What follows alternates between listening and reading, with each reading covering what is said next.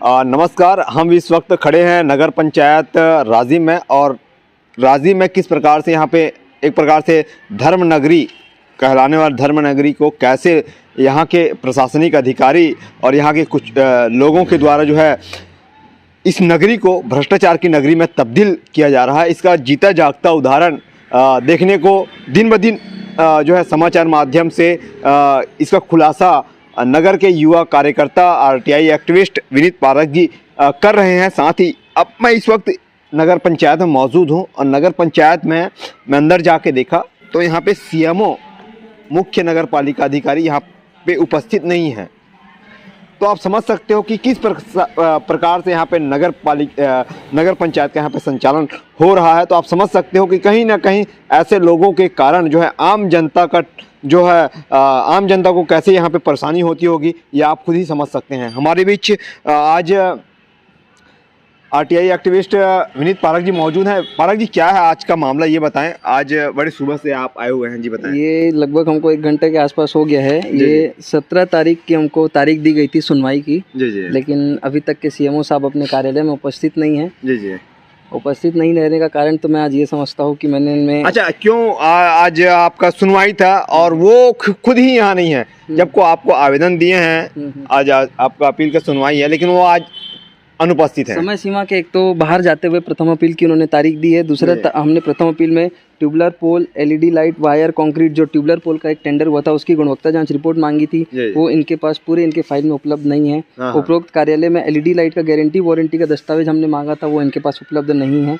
गलत तरीके से जो इन्होंने फाइल रेडी की है उसका आज इनको कहीं ना कहीं लिख के देना पड़ता कि हमारे पास उपलब्ध नहीं है, इसीलिए वो अपने कार्यालय से गायब है, हमें यह प्रतीत होता है। और कहीं ना कहीं इसमें फर्जी दस्तावेज भी बनाए गए हैं। इसमें जो जी आज जो है आज आपका यह जो है क्या बोलते हैं अपील के संबंध में था ट्यूबलर पोल। आप पिछले बार भी आप इस संबंध में जो है इसका खुलासा कर चुके हैं, तो ये फिर नया इसमें क्या है? क्योंकि हमें भरोसा है इनके पास एलईडी लाइट की कहीं की भी मतलब वायर, पोल और कंक्रीट किसी की भी ना इनके पास गुणवत्ता जांच रिपोर्ट नहीं है। इसीलिए हमने प्रथम अपील लगाई थी ताकि इनके द्वारा लिख के दिया जाए लिखित में कि निरंक है। पूर्व में इन्होंने लिख के दिया है कि गुणवत्ता जांच रिपोर्ट नहीं है। हमने स्पेसिफिक इसमें मांगा कि ट्यूबलर पोल, एलईडी लाइट, वायर और कंक्रीट और लाइट की गारंटी वारंटी सब चीज़ दिया जाए। इसमें उनके पास कोई भी दस्तावेज उपलब्ध नहीं है। उसके बाद भी लगभग 26 लाख रुपए का पेमेंट ठेकेदार को कर दिया गया है, जिसमें नियम विरुद्ध जाके इन्होंने पेमेंट किया है।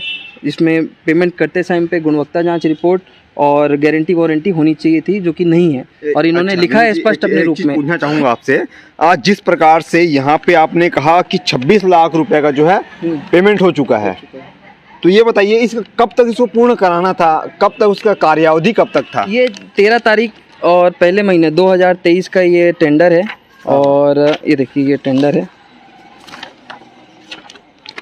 ये देखिए ये 13 तारीख 1 और 2023 का टेंडर है। ये 4 महीने में पूर्ण करना था, आज तक के पूरा नहीं हुआ है। कोई ना ठेकेदार को पेनाल्टी लगाई गई है, ना ठेकेदार को नोटिस की गया है। अच्छा, पेनाल्टी भी लगाया गया आज तक के? अच्छा, ये बताइए आप जो यहाँ पे ट्यूबलेस पोल लगाए गए हैं और 26 लाख का पेमेंट हो चुका है, क्या वहाँ पे जो है वर्तमान समय में राजीव नगर में जिस प्रकार से यहाँ पे लगाए गए हैं, शायद तक मेरी जानकारी है कि पंडित सुंदरलाल शर्मा चौक से लेके साईं मंदिर तक गरियाबंद रोड, दूसरा जो है फिंगेश्वर रोड, कहाँ तक के आगे तहसील तक के, क्या ये लाइट अभी चालू है? नहीं, बिल्कुल चालू नहीं है। इसमें कहीं ना कहीं मतलब घोटाला है, इसलिए कहीं भी पोल में नंबरिंग नहीं है।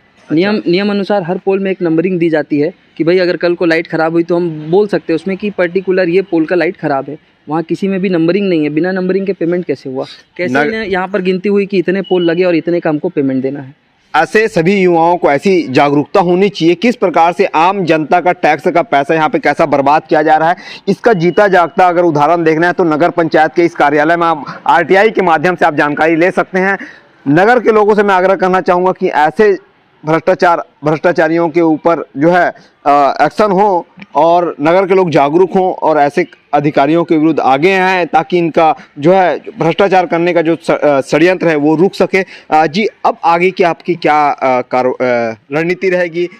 शिकायत रहेगा या फिर आपके आवेदन जो है आयोग में जाएगा या फिर क्या? इसमें ऑलरेडी हमने लोक आयोग में शिकायत कर चुकी है, मुख्य अभियंता को कंप्लेन कर चुकी है, संचालक को कंप्लेन कर चुका है हमने, मुख्य सचिव और यहाँ तक के मुख्य नगर पालिका अधिकारी सबको हमने इसका शिकायत कर चुकी है। इसमें किसी भी तरीके से कोई भी इसका निराकरण नहीं किया गया अभी तक के।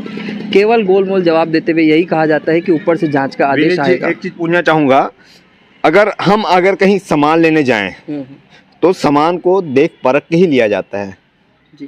क्वालिटी चेक करेंगे, सब चीज चेक करेंगे। तो यहाँ पे भी उसका अगर पेमेंट हम दे रहे हैं तो उसका क्या जो है उसको देखा नहीं गया होगा, परीक्षण नहीं किया होगा, उसका रिपोर्ट तैयार नहीं किया गया है क्या? साफ तरीके से वहाँ पर दिख रहा है कि कहीं गुणवत्ता जांच रिपोर्ट इनके पास नहीं है, कोई गारंटी वारंटी इनके पास नहीं है, उसके बाद भी पेमेंट हुआ है। दूसरी बात, सबसे मेन बात यह है कि मुख्य अभियंता जो चीफ इंजीनियर है स्वयं इस टेंडर की जांच कर रहे हैं कि ये टेंडर गलत तरीके से निकाला गया है।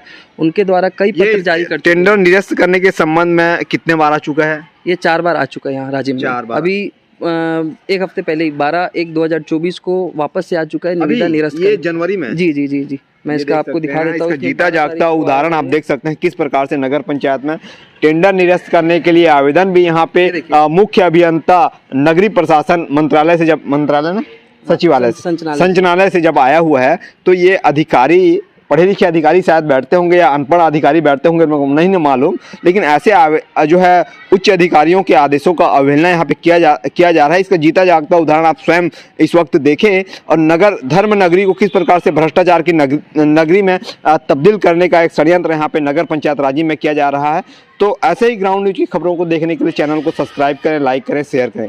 जय हिंद। अब आने वाले समय में ये देखा जाएगा कि आखिर विनीत पारक जी द्वारा जिस प्रकार से खुलासा किया जा रहा है तो आने वाले समय में क्या कार्रवाई उच्च अधिकारियों के द्वारा की जाती है या नहीं की जाती है, यह आने वाले भविष्य के गर्भ में छिपा है। धन्यवाद।